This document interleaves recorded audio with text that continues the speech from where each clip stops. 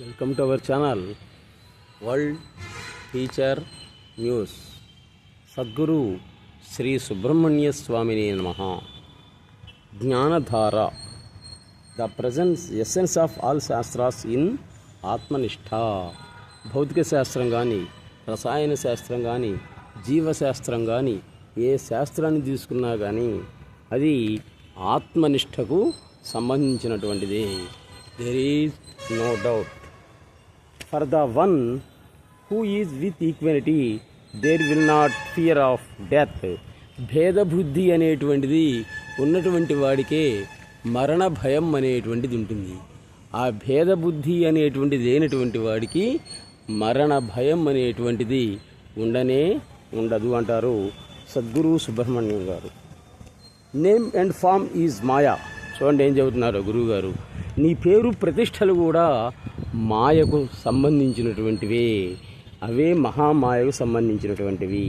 అసలు ఈ కలియుగం అనేటువంటి చలనచిత్రానికి డైరెక్టర్ ఎవరో తెలుసా? కలిపురుషుడే డైరెక్టర్. ఆయన చెప్పినటువంటి ఇచ్ఛానుసారంగానే ఈ మొత్తం కూడా జరుగుతూ ఉంటుంది అంటారు గురువుగారు. You can go to Kashi or Tirupati. నీవు కాశీ కానీ తిరుపతి కానీ పుణ్యక్షేత్రాలను సందర్శించాలనుకుంటే సందర్శించు.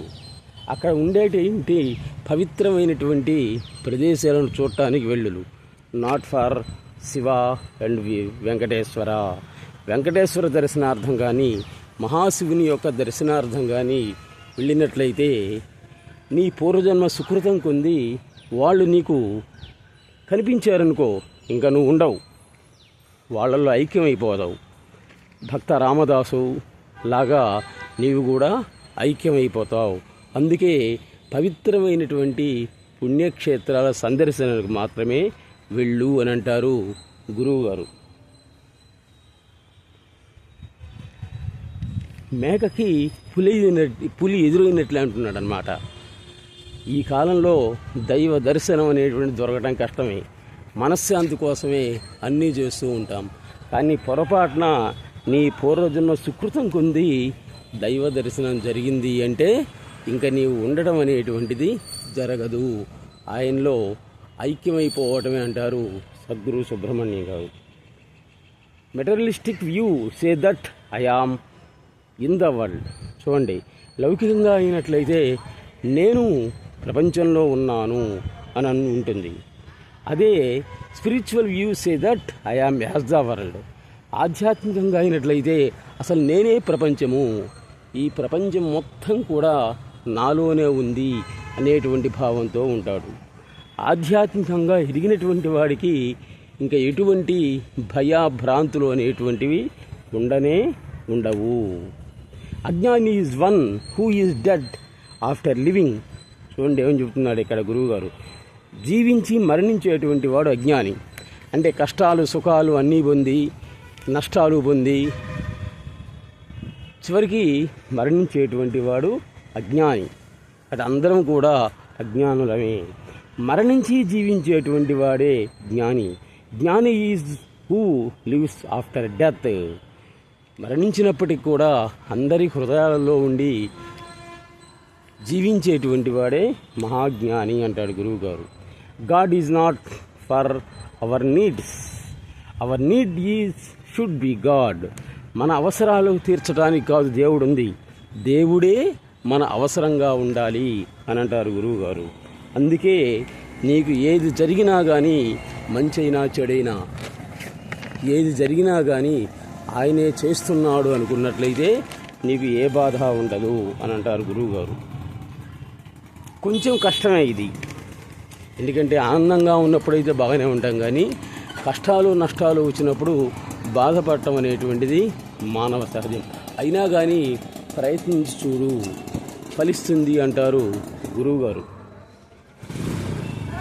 ప్రయత్నించినట్లయితే దేన్నైనా కానీ సాధించవచ్చు అని చెప్తున్నారు గురువుగారు ఇక్కడ.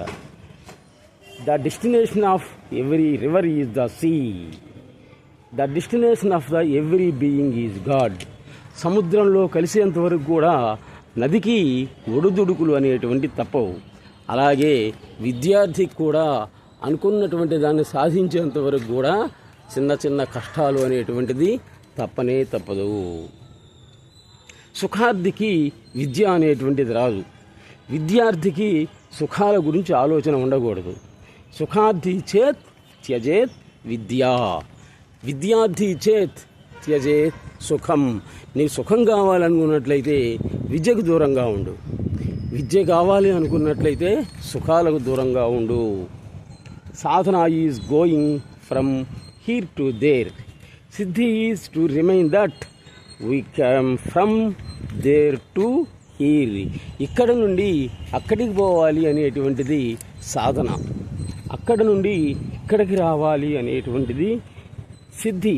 కాబట్టి సిద్ధి పొందినటువంటి వాడు, సిద్ధులు, యోగులు, అవధూతలు, వాళ్ళకి మరణ భయం అనేటువంటిది ఉండనే ఉండదు. మరణం ఉంటుంది కానీ మరణ భయం అనేటువంటిది ఉండదు.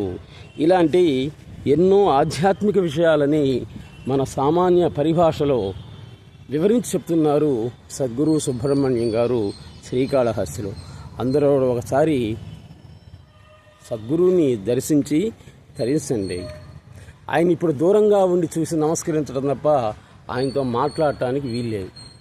ప్రస్తుతం కొన్ని శారీరక బాధలతోటి పాపం ఆయన బాధపడుతూ ఉన్నారు. అటు అందరూ ఆయన దర్శిస్తేనే చాలు మన జన్మ ధన్యమైనట్లే. అలాగే బాపట్ల దగ్గర ఉన్నటువంటి జిల్లెళ్ళమూడి మహాపుణ్యక్షేత్రం, ఆ జిల్లెళ్ళమూడి వెళ్ళి మీరు భోజనం చేసేస్తే చాలు మీకున్నటువంటి శారీరక మానసిక ఇబ్బందులు అనేటువంటివి తప్పనిసరిగా తొలగిపోతాయి. అసలు అక్కడ జిల్లెళ్ళమూడి అమ్మవారి ఆశ్రమంలో అన్నం తినే వాళ్ళ కోసం ఎదురు చూస్తూ ఉంటారు. అది ప్రపంచంలో ఎక్కడా ఉండదు. 1,00,000 మందికి ఒకే చోట భోజనం పెట్టినటువంటిది ఘనత ఒక జిల్లెళ్ళమూడి అమ్మవారికే దక్కింది.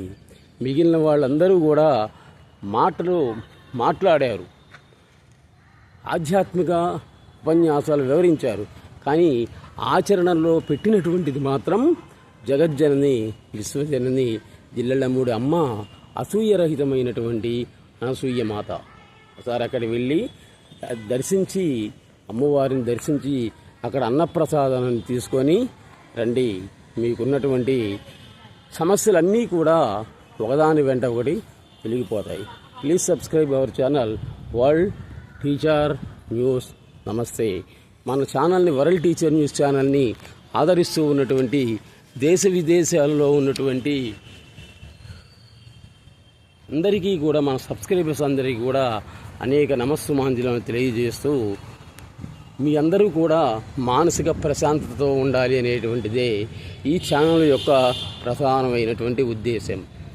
మీకు తెలిసినటువంటి వాళ్ళకు కూడా వరల్డ్ టీచర్ న్యూస్ని సబ్స్క్రైబ్ చేయించుకొని వీక్షించమని చెప్పండి. దానివల్ల ఏమిటంటే ఎటువంటి సమస్య వచ్చినా కానీ సమస్య అనిపించదు అన్నమాట. సమస్యనే సమస్యగా అనిపించకుండా ఉండేటువంటిదే ఒక ఆధ్యాత్మిక ప్రవచనాలు. అటువంటి వాటిల్లో గొప్పవాడు ఒక సద్గురు సుబ్రహ్మణ్యం గారు మాత్రమే. ఒక రకంగా చెప్పాలంటే ఆయన ఆధునిక వీరబ్రహ్మేంద్ర స్వామి అనడంలో ఎటువంటి సందేహం లేదు. Please subscribe our channel world teacher news. నమస్తే.